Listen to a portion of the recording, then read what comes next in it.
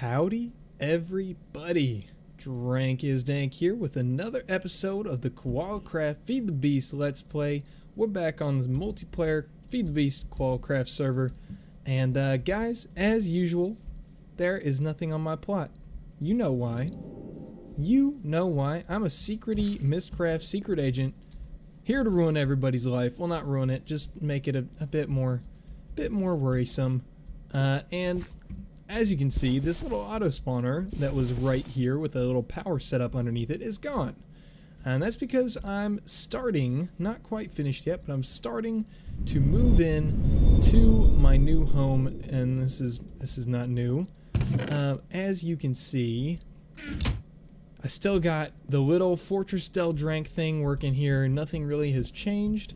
This is just still my temporary setup until I get my Oblivion Fortress done, which we will go right to. So check this out.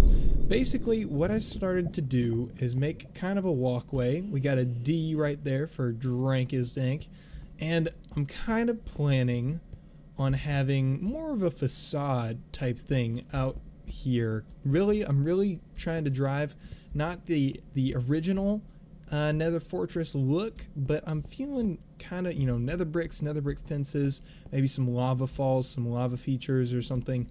And then this right here is my finalized Oblivion world. I had to take the random thunderbolts and the lightning strikes out, although I actually really liked the idea.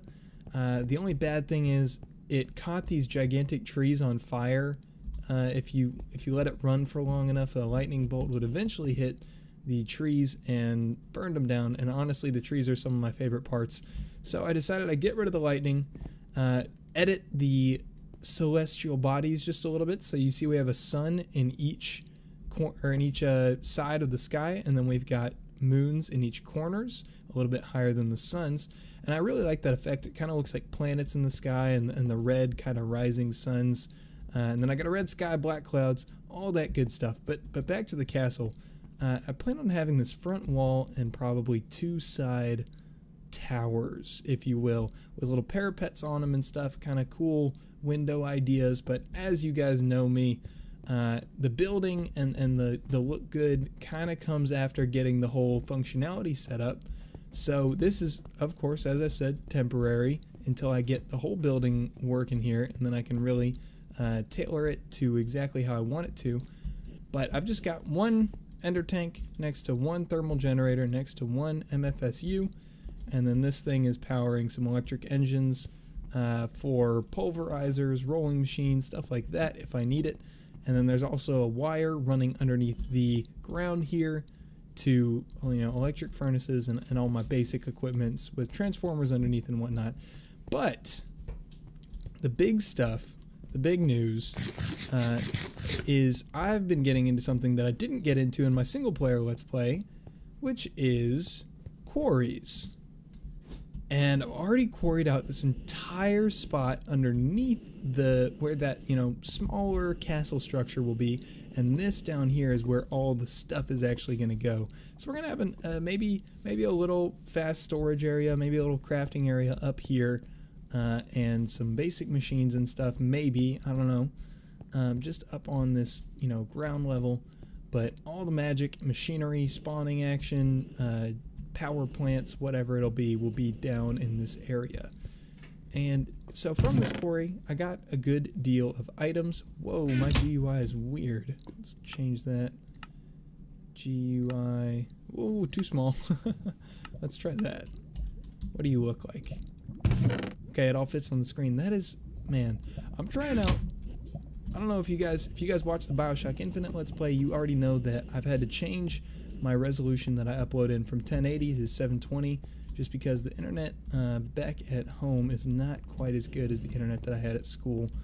But I'm working with it, and I'm fiddling around to try and figure out how I can get the best 720p quality I can get.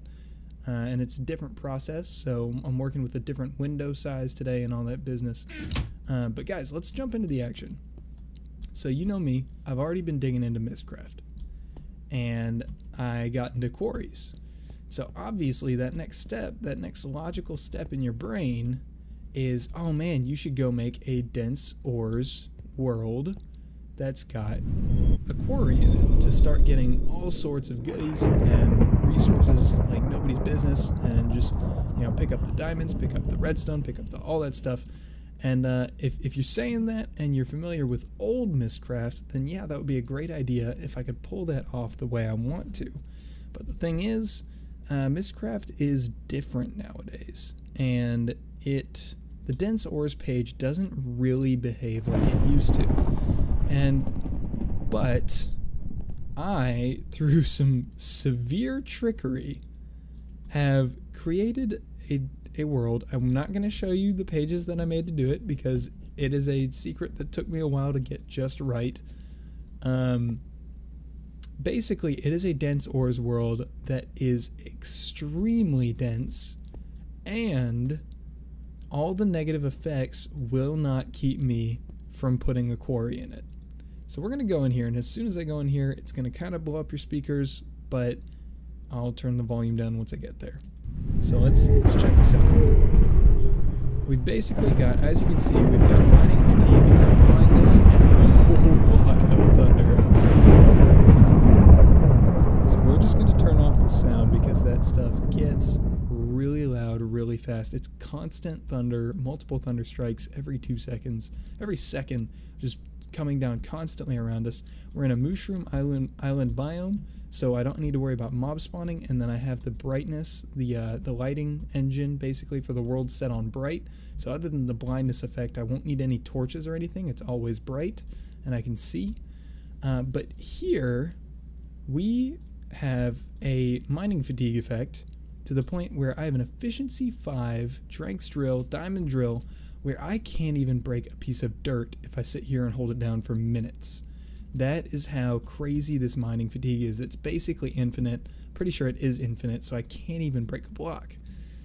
But with thanks to Industrial Craft's mining laser, let's just go ahead and get it on.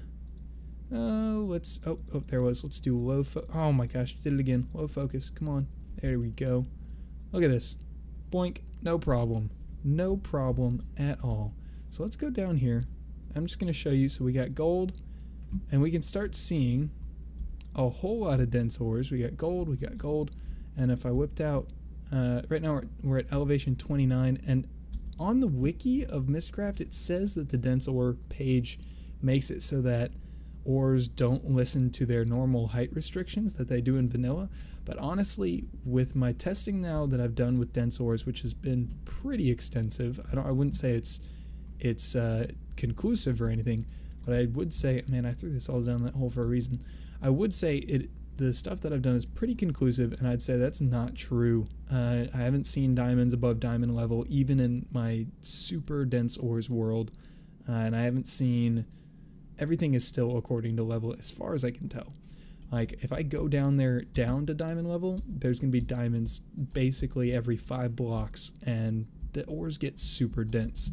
So here I've already carved out not too big of an area here, but it's big enough to handle a decent sized quarry without it blowing up on me, and more. It's more to just to test to see how many resources I get from a quarry in this area. So we're actually going to get started. So if you haven't made a quarry before in Feed the Beast, this is actually a good place to check out how exactly to do that.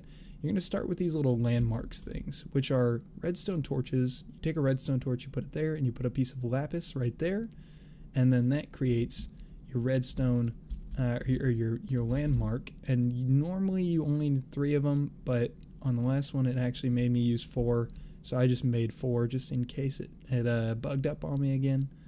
So basically you put them in your corners. Let's see if it'll let me use 3. So I'm going to right click it. Yep, that one lined up. And let's see if it lined up to the next one. Right click this one. And then hopefully that made a box. Let's see. No, alright, we're going to need to put one more, I think. Just pop it down right here. And now they're all in a line. Right click. Yep, everything is connected. Oh, for a second I got blindness free. That was nice, but Not gonna last. Oh well.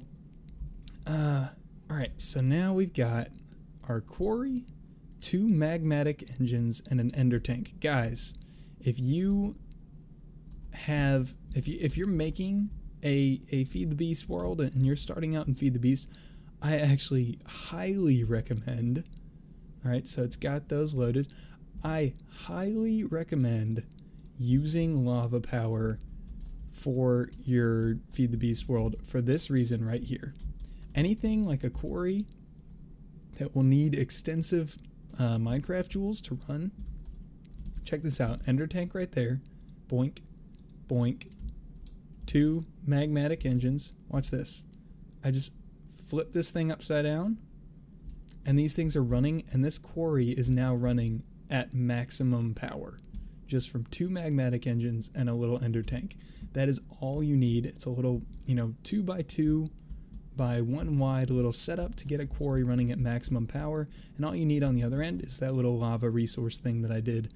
And you can even put that in the nether if you're on a server that doesn't have Mystcraft or anything like that, or if you're playing in the Minecraft pack or something like that, you can drop that thing in the nether instead of making a Mystcraft lava world. So this thing's going to clear out these chunks, and while it's doing that, or this little area here, while it's doing that, we can go ahead and set up cobblestone pipes and a diamond transport pipe, and I've got a barrel with an extra dimensional storage upgrade for basically any.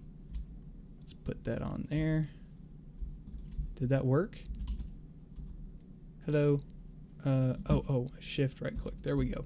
So it's on there now, and I can put 1 cobblestone in there just to make sure that it doesn't start freaking out on me. Are you putting it over here or something? Yeah, you are. Okay.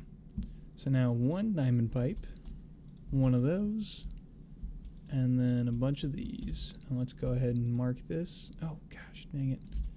Shoot it. Pew! In the green, we want to send all cobblestone. There we go.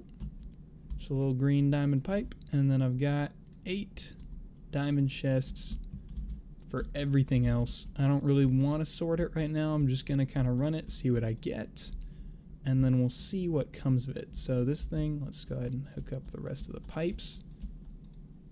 And there we go.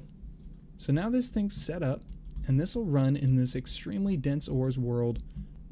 Once it gets this middle, the spot for the frame cut out, it'll actually place in the frame right there, start digging away. I put it at 49 just again. I didn't want to make some gigantic quarry. I just wanted to see kind of what the potential of putting. Ooh. Does that have to come out of the top? I don't know. I do not know. You know what? Let's just make sure. Pew. Can I shoot you, please? Oh my gosh. Alright, hold on. Nope, one more. Trying to shoot this thing with a laser. And it didn't work. Is that not gonna work?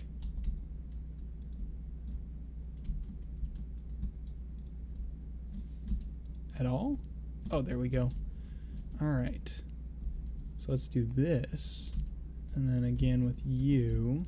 Pew. Give me that back. Give me that back.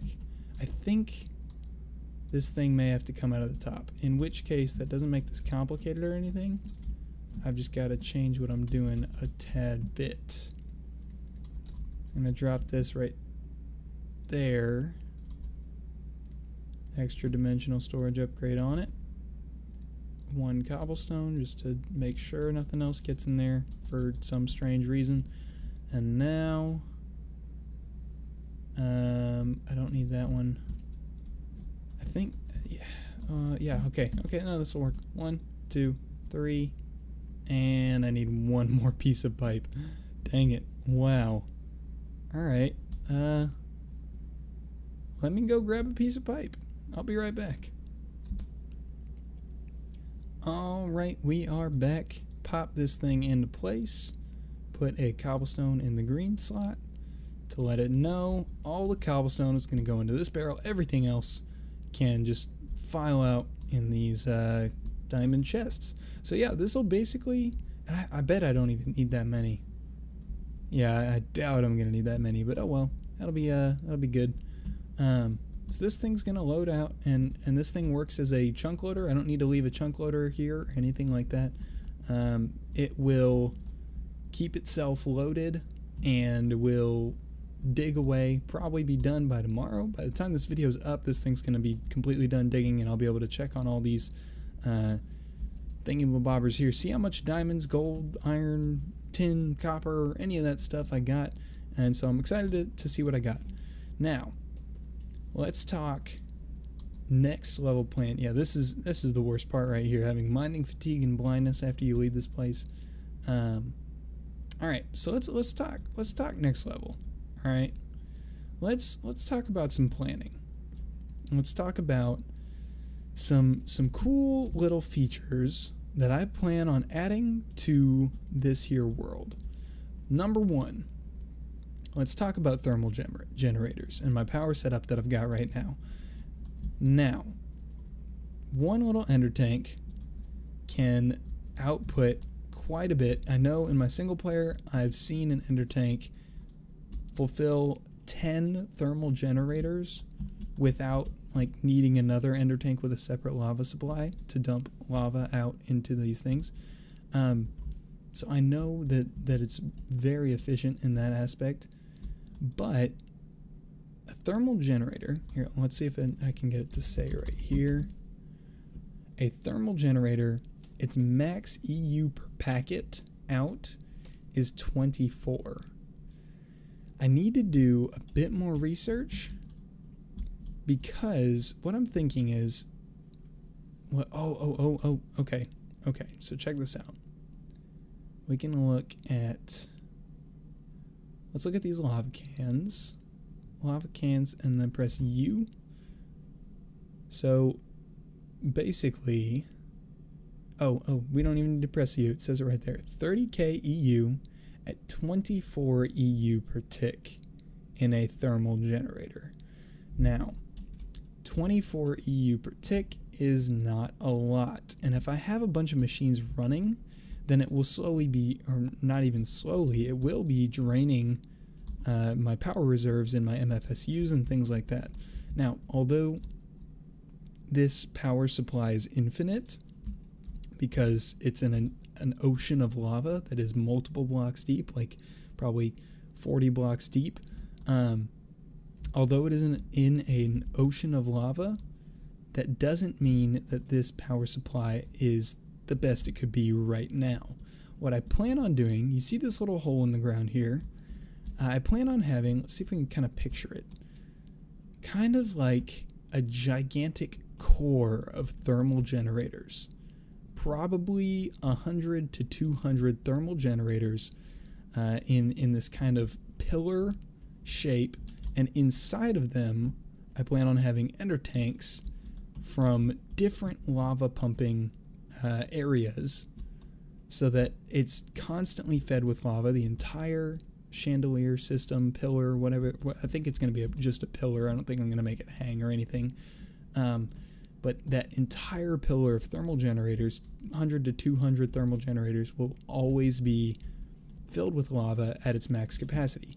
So you take 24 EU per tick and you turn it into anywhere between 2,400 and 4,800 EU per tick. And then that will be a lot harder to drain just by running a bunch of machines at once. So I think that's something I'm going to do off camera, because you guys don't want to see me, making 100 thermal generators. You just want to see the finished product, maybe some building and some organizing of how that would all work. So that's my plan, because the lava idea is great. It's versatile. Like as you just saw, you can stick it right into magmatic engines and get a quarry running, no problem. But it is slow unless you jack it up to the extent that I actually plan on taking it. So that is one plan for my mischievous world here. Now, another plan that I've got running is, although this place here, all right, let's do some story time. All right, story time with Drank right here. Once back over in that place behind my head, you know, let's just fly over there. Over here, I was kind of exploring my, you know, Oblivion world, and I flew into an unloaded chunk, landed on a tree, much like this one. Let's do a little F3A so we load the chunks here. Landed on a tree, much like this one, and then went AFK. And after I went AFK, I then got distracted in something else, ended up running out and going out to hang out with friends or whatever. Get back multiple hours later, realize that this tree that I had just flown on top of had caught, it was actually right here is where the tree was. It had caught fire from the lava. I had burned to death, dropped half of my items into lava, and half the items, if even half, made it onto land, but despawned by the time I got home. So I kind of lost all my gear, and I was pretty upset about that. Now, what ended up happening was two things. First of all, I realized it is essential. It is essential to, as soon as possible, build a little charm of keeping factory down, probably just in the corner of that bedrock down there, and then have it dump into some sort of ender chest or something like that. Where I can actually collect it from multiple different positions. That's number one. That's because, you know, dying and losing all that stuff, and I'm pretty sure I lost access to it in a couple of Mystcraft worlds because the books burned up or they, you know, died in some way, shape, or form. Anyways, it's bad. And so, acknowledging that, I need to get my kind of, you know, inventory invincibility up and running as soon as possible, so that'll be next episode, no doubt. On the other hand, I ran into the problem of being stuck in this Oblivion world, and now I hid. It's not, nobody's gonna find it, because even after, okay, you know, we'll start here. I hid a way to get into this world somewhere in the spawn area. Well, not really even in the spawn area, but I hid it in the overworld in a place where nobody would normally look for it or find it or use it, with multiple precautions. It's not like the book would just drop them right there, but so I hid a way into this world in the overworld, in which I got MK. I trusted her enough to tell her where that secret way was. She got in here, brought me a linking book back to the service, and all problems were solved. Now, let's say that happens again. I get stuck in, you know, Oblivion world right here, and I want somebody to come bail me out, or maybe I want a way for people to come and see Oblivion world. Let's actually, why am I playing with no sound still? Let's say I want a way for people to come and just see my Oblivion world without actually being able to interact with it. Now, Mystcraft has this cool nifty stuff called warded glass that is basically unbreakable except for the person that places it, unless you have a certain tool. But basically, on the Koala Kraft server, we still have link modifiers, which in the new version of Mystcraft, let's just grab. Let's see. Let's grab this Mystcraft book. If I take it, this thing right here is a link modifier. If I take the Mystcraft book and I put it in here, I can select multiple different things. I can select maintain momentum, generate platform, following, disarm, and intralinking.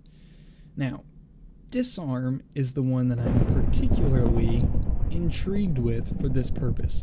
I think it would be an awesome idea if on my plot here I had some sort of, you know, just pleasant structure, and in the middle, or somehow in the middle somewhere, was a Mystcraft portal with this not Mystcraft, but with a book that took you into my Oblivion world into kind of a warded glass room. And before it goes, I would equip whatever book took you there with that disarm effect. So everything in your inventory would get taken off of you and dumped on the ground when you took the book to go to my Oblivion world. Now, in here, I don't want them to lose their items, so I'd set up some obsidian pipes or something like that to grab their items and put them in a chest for them for when they get back. And then that way, they don't have to worry about their stuff despawning. But that would be a way that A, I could controlled, like let somebody into Oblivion if I need their help without having to leave some secret and vulnerable way into Oblivion in the spawn town that somebody actually could potentially find. And then the other bonus to that is once I start getting devious and stuff like that, I can actually have something to show for it, and I can kind of make a little, I don't know, people can actually see what I'm doing, because although I don't want my stuff to be touched, that doesn't mean that, you know, with this Mystcraft stuff, it really opens up opportunities so that they can actually come to my place but not be able to do anything to it. So that's basically what I'm thinking about. So yeah, that's about it. I'd say last announcement, if you're subscribed to No Way It's Trevor and you watch his videos, you already know this. Me and him have kind of decided to be two sides of a coin, kind of partners in crime on the Koala Kraft server here. Me and him, he's making his base on a sky island, and mine is kind of the underground, lava-filled, you know, dastardly hell base, and his is this ethereal, floating tower in the sky with all this really awesome stuff. And so basically what we're thinking is both of us are going to be the untouchable pranksters. We are both going to have our Mystcraft worlds that nobody can get to, except for I can get to his and he can get to mine. Let's actually go take a look. And basically, where am I going? I'm going to base hole right here. If I can. Thank you very much. So this is Trevor's place. He's already got a little zombie spawner set up here. And he's working on kind of an infinite power setup of his own. It's not like we're sharing everything. We're just sharing our dastardliness. What is this? Fortune 3, efficiency 4. I may have to trade him for that, because I need a new axe of the stream ever since I got... Yeah, I don't want to talk about it. The dang lava got me. Or the fire, whatever it was. Camouflage paste. What is that used for? I pressed U. What is this? Camo gate. One-way glass. That is really cool. I may have to put that to good use. One-way glass again. One-way glass. Ghost block. Huh. But guys, if you have a cool idea on how to kind of let people into my little world, but at the same time don't let them see what's going on. There already are holes in the plan that I have so far. Like if I just left a book on a stand in the overworld, somebody could take it, bring it to a link modifier, take off the disarm effect, go through, break through the warded glass with a certain tool, and then wreak havoc. So I don't want that to happen. But time is up for this video, guys. If you enjoyed this video, let me know in the comments. Tell me ideas. I know you have them about maybe... Ooh, how about this? Post in the comments who you think Trevor and I should prank first. Whoever gets the most votes, or just, you know, if everybody gets one vote, but we think that one person is more deserving than another, that is who we will get first. You can probably, this is just a probably, no promises, expect the next video to be me and Trevor working on that Charm of Keeping machine together, because it's going to be for both of our use, because we both have our hidden bases hidden away.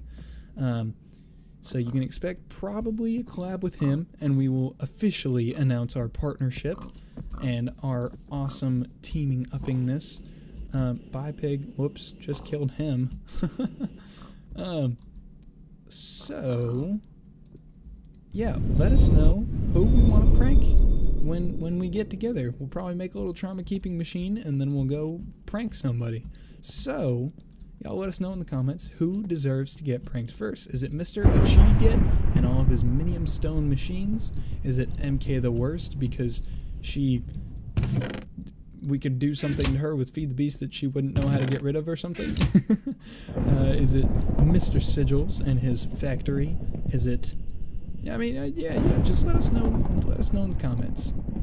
Also, guys, if you liked the video, leave a like. Why not?